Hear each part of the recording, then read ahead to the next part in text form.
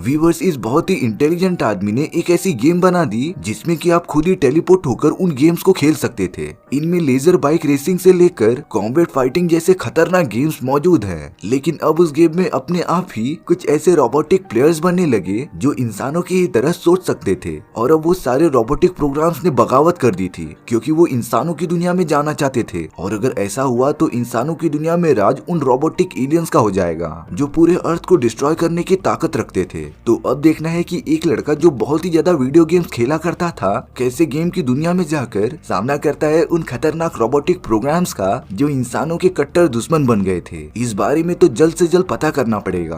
कहानी की शुरुआत में सैम नाम का एक लड़का दिखाया जाता है और वो तो अपने फादर केविन के साथ रहा करता था। केविन तो एनकॉम कंपनी का सीईओ है और उसकी कंपनी तरह तरह के वीडियो गेम्स बनाया करती थी। अब केविन सैम को एक ऐसे गेम के बारे में बताता है जिसमें इंसान खुद उस गेम की दुनिया में जाकर खेल सकते थे, लेकिन ये बात केविन ने अभी तक किसी और को बताई ही नहीं थी। दरअसल वो गेम की एक अलग ही दुनिया थी जिसे यंत्र जाल का नाम दिया गया था। केविन ने तो उस दुनिया में जाकर लेजर से भी तेज चलने वाली बाइक से लेकर खतरनाक कॉम्बैट फाइटिंग के गेम्स भी खेले हैं। केविन अपने बेटे को बताता है कि उसने गेम के अंदर ट्रॉन नाम का प्रोग्राम बनाया था जो इंसानों की तरफ से हमेशा लड़ा करता था, और केविन हमेशा तो उस गेम में नहीं रह सकता था, इसीलिए उसने अपनी जैसा ही एक और रोबोटिक प्रोग्राम बना दिया था जिसका नाम क्लू होता है। इसके बाद केविन अपने ऑफिस जाने से पहले सैम से कहता है कि वो दोनों साथ में कल उसी गेम को खेलेंगे, और अब केविन वहाँ से चला जाता है। और अब कुछ दिनों बाद ये खबर आती है कि सैम के फादर केविन कहीं पर गायब हो गए हैं, और अब इस बात को कई साल बीत जाते हैं। सैम तो अब काफी ज्यादा बड़ा हो चुका था। उसके फादर के जाने के बाद वो उनकी एनकॉम कंपनी का प्राइमरी शेयर होल्डर बन गया था, लेकिन अब सैम चोरी छुपे अपनी ही कंपनी में घुसता चला जा रहा था। वो तो मेन एरिया से होकर सर्वर रूम में आ गया था जहाँ पर एनकॉम कंपनी के सारे गेम्स का डेटा अवेलेबल था। दरअसल एनकॉम कंपनी के मैनेजमेंट अपने एक गेम की ऑपरेटिंग सिस्टम को काफी ज्यादा प्राइस में बेच रहे थे, और ये सारी चीजें सैम को मंजूर नहीं थी। इसीलिए वो सर्वर रूम में जाकर उस गेम के ऑपरेटिंग सिस्टम को एक्सट्रैक्ट करके उसे इंटरनेट पे अपलोड करने लगता है ताकि सभी लोग उस गेम को फ्रीली खेल सकें। लेकिन अब एक गार्ड ने सैम को देख लिया था, लेकिन जब वो उसे पकड़ने के लिए सर्वर रूम में आता है तब सैम तो तुरंत वहाँ से भाग गया था, और अब वो दोनों बिल्डिंग के एकदम टॉप पर थे। लेकिन सैम ने तो सारी चीजें पहले से ही प्लान करके रखी थी। वो तो तुरंत वहाँ से कूद जाता है और एक पैराशूट की मदद से नीचे पहुँच जाता है, पर सैम ने शायद से पूरी पॉसिबिलिटीज नहीं सोची थी क्योंकि उसे अब पुलिस वालों ने घेर लिया था। यहाँ कंपनी के मैनेजमेंट में एक आदमी जिनका नाम ली होता है वो सैम को पुलिस वालों से छुड़ाता है क्योंकि ली केविन का काफी पुराना दोस्त था, और अब वो दोनों तो सैम के घर पर आ जाते हैं। ली सैम से कहते हैं कि वो जल्द से जल्द आकर कंपनी ज्वाइन कर ले, लेकिन सैम को तो इन सारी चीजों में कुछ भी इंटरेस्ट ही नहीं था। पर तभी ली सैम को बताते हैं कि कल उन्हें उसके फादर केविन का एक मैसेज आया था, लेकिन सैम तो ली के बातों पर भरोसा कर ही नहीं रहा था। सैम को लग रहा था कि या तो उसके फादर मर चुके हैं या फिर किसी और कंट्री में जाकर एक लग्जरियस लाइफ जी रहे होंगे। पर अब ली ने वो गेम सेंटर की चाबी सैम को दे दी थी जहाँ से उन्हें उसके फादर केविन का मैसेज आया था। सैम ना चाहते हुए भी उस गेम सेंटर में चला जाता है जो एक बहुत ही बड़ी आर्केड गेम्स खेलने की जगह थी। सैम अंदर जाकर एक गेम बॉक्स के सामने खड़ा हो जाता है जिस पर ट्रॉन लिखा था, पर वो जैसे ही उस गेम को खेलने के लिए कॉइन डालता है तब वो कॉइन मशीन के अंदर जाकर नीचे गिर गया था। लेकिन जब सैम उस कॉइन को उठाने जाता है तब उसे जमीन पर कुछ लकीरें दिख रही थी, इसीलिए इस बात को कंफर्म करने के लिए वो उस मशीन को थोड़ा सा हिलाता है, और तभी सैम को उस मशीन के ठीक पीछे एक खुफिया दरवाजा मिलता है जिसे खोलकर वो अंदर चला गया था। दरअसल ये जगह केविन के फादर की ही थी जहाँ पर वो उसी गेम पर काम किया करते थे जिनकी कहानियां वो सैम को सुनाते थे। उस जगह पर तो अलग अलग टाइप की मशीन्स अवेलेबल थी। सैम तो वहाँ का ऑपरेटिंग सिस्टम ऑन करके कुछ कमांड्स टाइप करने लगता है, और अब उसने गेम को पूरी तरीके से एक्टिवेट कर दिया था जिससे वहाँ पर बहुत सारी लेजर लाइट्स निकलती हैं, और अब सैम तो टेलीपोर्ट होकर एक अलग ही दुनिया में आ गया था। जब वो बाहर निकल के देखता है तब वो पूरी जगह एकदम से डिजिटल थी, यानी कि अब सैम उसी गेम की दुनिया में पहुंच गया था जिसके बारे में उसके डैड बात किया करते थे। सैम तो उस एडवांस दुनिया को देखता ही रहता है, पर तभी वहाँ गेम के कुछ रोबोटिक प्रोग्राम्स आ गए थे जिन्होंने अब सैम को पकड़ लिया था। वो सारे लोग उससे लेकर गेम के एकदम सेंटर में आ जाते हैं जो उस पूरे गेम का हेडक्वार्टर हुआ करता था, और अब सैम को एक सूट पहना दिया जाता है जिसकी वजह से वो इस गेम में होने वाले टूर्नामेंट्स में पार्टिसिपेट कर सकता था। सैम के बॉडी के पीछे एक ऐसी डिस्क लगा दी जाती है जिसमें उसके माइंड की सारी मेमोरी स्टोर हो गई थी, और अब सैम उड़ते हुए एक बहुत ही बड़े प्लेग्राउंड में आ जाता है जहाँ बहुत सारे प्लेयर्स एक दूसरे से लड़ाई कर रहे थे, यानी कि अब सैम भी उस गेम का एक पार्टिसिपेंट था। टूर्नामेंट स्टार्ट होने के बाद सैम को तो कुछ भी समझ ही नहीं आ रहा था कि आखिर इस गेम को खेला कैसे जाए। पर जैसे जैसे वो गेम में आगे बढ़ता जा रहा था तब सैम को उस गेम के सारे रूल्स पता चल गए थे और उसने तो अपनी गेमिंग टेक्निक का यूज करते हुए बहुत सारे प्लेयर्स को हरा भी दिया था। लेकिन ये चीजें इतनी सिंपल तो थी नहीं, क्योंकि अब सैम के सामने टूर्नामेंट का सबसे पावरफुल प्लेयर आ चुका था। उस प्लेयर ने बिना टाइम वेस्ट किए सैम पर हमला करना स्टार्ट भी कर दिया था। पर उन दोनों की उस लड़ाई में सैम के बॉडी से थोड़ा सा खून नीचे गिर जाता है, जो कि उस पावरफुल प्लेयर ने देख लिया था। यानी कि अब उसे पता चल गया था कि सैम कोई रोबोटिक प्रोग्राम नहीं बल्कि एक इंसान है, और वो ये इन्फॉर्मेशन अपने बॉस को दे देता है। इसीलिए अब सैम को उस पूरे टूर्नामेंट के बॉस के पास लेके आया जाता है, और वो बॉस और कोई नहीं बल्कि क्लू था, जो सेम टू सेम केविन जैसा दिखता था। क्योंकि जैसा हमें पता है कि केविन ने कई सालों पहले उस गेम की दुनिया में अपने ही जैसा रोबोटिक प्रोग्राम बनाया था जो उस गेम के रूल्स को सेट कर सके। सैम जब क्लू को देखता है तो उसे लग रहा था कि वो उसके फादर ही हैं, लेकिन ऐसा कुछ भी नहीं था। क्लू सैम का वो डिस्क चेक करता है जिसके अंदर उसके माइंड की सारी मेमोरीज स्टोर की गई थी। दरअसल क्लू सैम की मेमोरीज में कुछ ढूंढ रहा होता है, पर उसे तो वहाँ पर अपने काम की कोई भी चीज नहीं मिलती। इस वजह से क्लू बहुत ही ज्यादा डिसअपॉइंट हो जाता है। क्लू ने सैम की गेमिंग टेक्निक्स को देखा था, इसीलिए अब वो खुद उसे चैलेंज करता है गेम खेलने के लिए। इसके बाद अब वो सब दो टीम में डिवाइड हो जाते हैं, जिसमें उन्हें लेजर रेसिंग करनी पड़ेगी। दरअसल उनके बाइक से जो लेजर निकल रही थी, अगर कोई भी प्लेयर उससे टकराएगा तो वो अपनी बाइक से नीचे गिर जाता था, और तब विरोधी टीम के प्लेयर उसे खत्म कर सकते थे। गेम के स्टार्टिंग में तो सैम के टीम से बहुत सारे प्लेयर्स एलिमिनेट हो जाते हैं, पर अब सैम बचे हुए लोगों के साथ एक प्लान बनाता है और क्लू की टीम की एक एक प्लेयर को टारगेट करता है, जिससे कि सैम की टीम के पॉइंट्स भी बढ़ते जा रहे थे। और अब इसी तरीके की लड़ाई करते करते लास्ट में सैम और क्लू ही बचते हैं। पर अब क्लू ने बड़ी चालाकी से सैम को उसके बाइक से नीचे गिरा दिया था, लेकिन जैसे ही क्लू सैम को मारने जा रहा था तभी गेम के बीचों बीच एक बहुत ही एडवांस गाड़ी आ जाती है, जिसमें क्योरा नाम की एक प्लेयर होती है, और उसने तो सैम को अपनी गाड़ी में बिठाकर उस टूर्नामेंट से दूर लेकर आ गई थी। इसके बाद क्योरा सैम को एक सेफ जगह पर लेकर चली जाती है।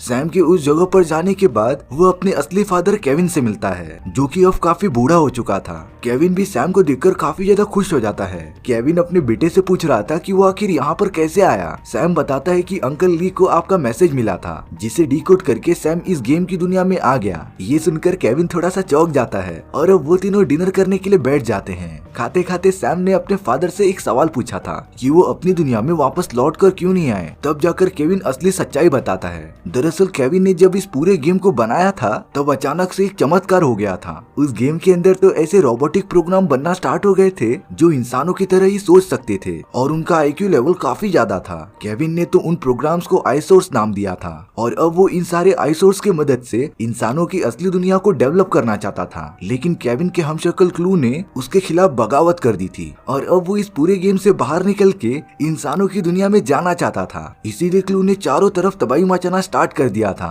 उसने तो ट्रॉन को भी खत्म कर दिया था, जो केविन को प्रोटेक्ट किया करता था, और अब क्लू ने उस गेम में अपना खुद का किंगडम बना लिया था, जहाँ पर वो राज किया करता था। केविन ने जितनी बार भी उससे फाइट करने की कोशिश की, क्लू तो हर बार पावरफुल होता जा रहा था, और अब क्लू ने तो वो गेट भी बंद कर दिया था, जिससे कि केविन अपने असली दुनिया में जा सकता था। लेकिन अब सैम के गेम में आने से वो दरवाजा खुल चुका था, इसीलिए वो अपने फादर को उस दरवाजे का यूज करके चलने के लिए कहता है। इसके बाद केविन सैम को बताता है कि ये सारी चीजें क्लू की एक चाल है, क्योंकि वो खुद ही चाहता है कि केविन उस पोर्टल का यूज करके अपनी असली दुनिया में जाए, ताकि क्लू भी केविन का डिस्क चुरा कर इंसानों की दुनिया में इंटर कर सके। और वो मैसेज जो सैम को मिला था वो केविन ने नहीं बल्कि क्लू ने भेजा था, ताकि सैम इस गेम की दुनिया में आ जाए और वो पोर्टल वापस से खुल जाए। इसलिए अब केविन इन सारी चीजों से दूर रहना चाहता था, क्योंकि अगर वो क्लू से लड़ाई करने जाएगा तो पूरी इंसानियत खतरे में पड़ सकती थी। केविन तो ये सारी बातें बोलकर वहाँ से चला जाता है, लेकिन सैम कैसे भी करके अपने फादर को इस दुनिया से निकालना चाहता था, इसीलिए वो क्वेरा से मदद मांगता है। क्वेरा ने सैम को एक मैप दिया था, जिसमें कि वो एक जूस नाम के ट्रांसपोर्टर से मिल सकता था, और वो उन्हें उस पोर्टल तक आसानी से पहुंचा देगा। दरअसल ये आदमी जिसका नाम जूस था, वो उन्हीं आइसोस के लिए लड़ा करता था जो इस गेम में अपने आप जनरेट हो गए थे। लेकिन अब तो क्लू ने उन सारे आइसोस को खत्म कर दिया था। क्वेरा से इन्फॉर्मेशन लेने के बाद सैम अपने फादर की सबसे एडवांस बाइक लेकर क्लू के किंगडम की तरफ बढ़ने लगता है। सैम ने अपनी बाइक के कोने में पार्क कर दी थी और अब वो बड़ी आसानी से डिजिटल सिटी के अंदर चले जाता है। वहाँ पर उसे एक फीमेल रोबोट मिलती है जो जूस के लिए ही काम किया करती थी और अब वो तो सैम को लेकर उसके पास जाने लगती है। यहीं दूसरी तरफ क्लू के लोगों को सैम की वो बाइक मिल जाती है, जिसकी जांच करने के बाद क्लू को इस बारे में पता चल जाता है कि ये बाइक केविन की है। और अब केविन के लोकेशन का पता लगाने के बाद क्लू और उसके आदमी केविन के घर पर चले जाते हैं। घर में काफी छानबीन करने के बाद उन्हें वहाँ पर कुछ मिलता ही नहीं, क्योंकि केविन को जब क्वेरा से ये बात पता चली थी कि सैम उसी पोर्टल के पास चला गया है, तो वो दोनों भी सैम को बचाने के लिए क्लू के किंगडम में पहुँच गए थे।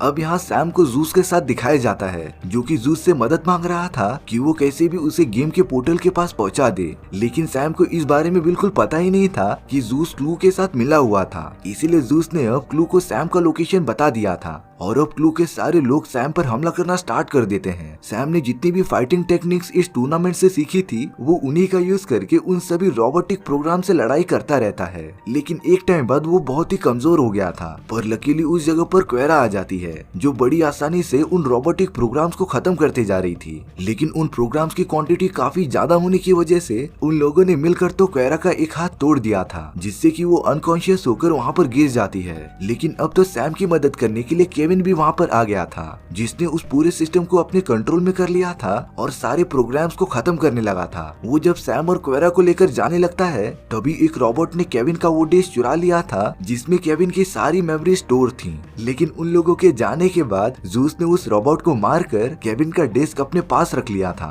जब क्लू अपने आदमियों के साथ जूस के पास आता है, तब जूस क्लू से केविन के डिस्क के बदले इस पूरे किंगडम की राजगद्दी मांग रहा था। क्लू तो इस ऑफर के लिए काफी जल्दी राजी हो जाता है और अब उसने केविन का डिस्क ले लिया था। पर जैसे ही वो अपने आदमियों के साथ वहाँ से बाहर निकलता है, तब जूस के कमरे में एक बहुत ही बड़ा ब्लास्ट हो जाता है, जिससे कि जूस वहीं पर मर गया था। यानी कि ये सारी चीजें क्लू की एक चाल थी और वो अपने किंगडम की राजगद्दी इतनी आसानी से तो नहीं छोड़ने वाला था। यहाँ केविन सैम के साथ मिलकर क्वेरा को ठीक कर रहा होता है। उसने तो क्वेरा के सिस्टम को वापस से रिबूट कर दिया था और तब जाकर सैम को ये बात पता चलती है कि क्वेरा भी एक आई सोर्स है। दरअसल केविन ने सालों पहले एक आई सोर्स को बचा कर रखा था, जिसे कि उसने प्रोग्राम करके और भी एडवांस बना दिया, और वो प्रोग्राम और कोई नहीं बल्कि क्वेरा ही थी। कुछ देर बाद क्वेरा अपने होश में आ जाती है। वो सैम को बताती है कि केविन का उसके ऊपर बहुत सारे एहसान है, क्योंकि उसने क्वेरा की बहुत बार जान बचाई है। और अब वो तीनों सोलार सेलर नाम के एक ट्रांसपोर्टिंग सिस्टम के ऊपर जा रहे होते हैं, जो उन्हें गेम के पोर्टल की तरफ लेके जाएगा। लेकिन बीच रास्ते में उन सभी को क्लू के कुछ लोगों ने रोक लिया था।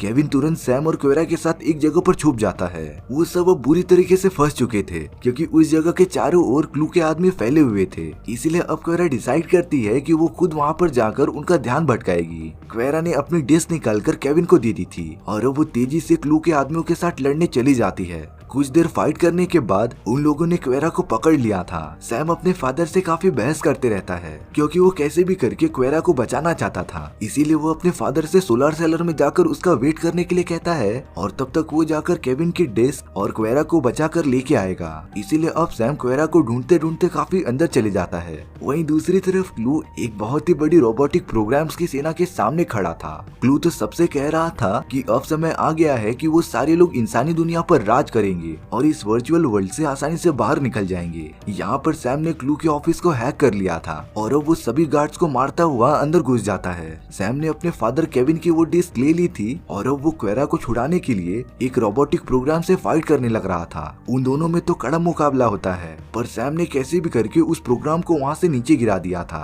और अब वो दोनों केविन के साथ उड़ने वाली बहुत ही एडवांस मशीन में बैठकर वहाँ से निकल जाते हैं। ये सारी बातें क्लू को पता चल गई थी, इसीलिए वो तुरंत अपने आदमियों के साथ सैम और केविन का लगातार पीछा करते रहता है। सैम तो यहाँ की सारी गेम्स में काफी अच्छा हो गया था, इसीलिए वो अपनी प्रो लेवल गेमिंग टेक्निक का यूज करते हुए क्लू के सभी लोगों को मारता रहता है। केविन जब ये देखता है कि उसका बनाया गया एक प्रोग्राम जिसका नाम ट्रोन था वो अभी भी जिंदा है, लेकिन वो अभी क्लू के कंट्रोल में था, इसीलिए अब केविन ट्रोन को एहसास दिलाता है कि उसे आखिर किसने बनाया था और वो तो हमेशा इंसानों के ही हक के लिए लड़ा करता था। ये सारी बातें सुनकर ट्रोन की आंखें खुल जाती हैं और अब वो केविन की बातें मानने लगा था। इसीलिए अब ट्रोन केविन को प्रोटेक्ट करने के लिए क्लू के ऊपर हमला करना स्टार्ट कर देता है और अब वो दोनों लड़ाई करते हुए लगातार नीचे गिरते जा रहे थे। क्लू तो इस पूरी दुनिया में काफी ज्यादा पावरफुल था, इसीलिए वो ट्रॉन को नीचे ढकेल देता है और खुद उसके प्लेन में बैठकर केविन का पीछा करने लगता है। अब केविन सैम